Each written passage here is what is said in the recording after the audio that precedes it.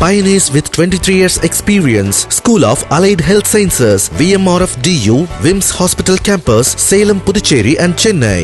தமிழக பாஜகவின் 13வது தலைவராக நைனா நாகேந்திரன் இன்னும் சற்று நேரத்தில் முறைப்படி அறிவிக்கப்படுகிறார்.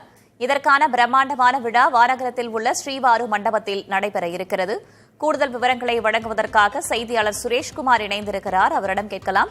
சுரேஷ்குமார், தற்போது வரையில் இந்த நிகழ்ச்சியில் பங்கேற்பதற்காக யார் யாரெல்லாம் வந்திருக்கிறார்கள், யார் யாரெல்லாம் வர இருக்கிறார்கள், என்னென்ன ஏற்பாடுகள் செய்யப்பட்டிருக்கின்றன?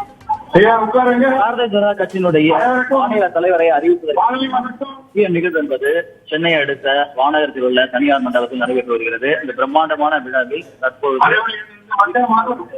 தமிழகத்தின் பாரதிய ஜனதா கட்சியினுடைய மாநில தலைவராக நைனா நாகேந்திரன் அறிவிக்கப்பட இருக்கிறார். இதற்கான விழா தற்போது தொடங்கி இருக்கிறது.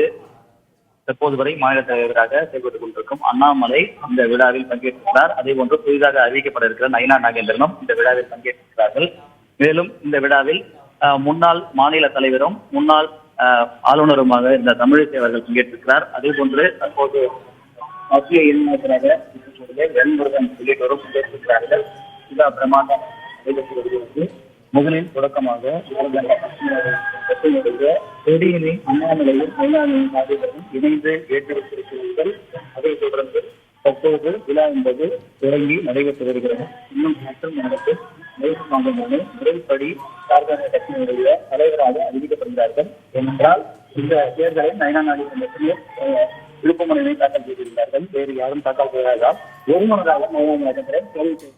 சரி, விழாவில் பாஜக நிர்வாகிகள், தொண்டர்கள் பங்கேற்றிருக்கிறார்கள். விழாவின் அடுத்த கட்ட நகர்வுகளை அறிவதற்காக மீண்டும் தொடர்பு கொள்கிறோம். தற்போதைய விவரங்களுக்கு நன்றி சுரேஷ்குமார்.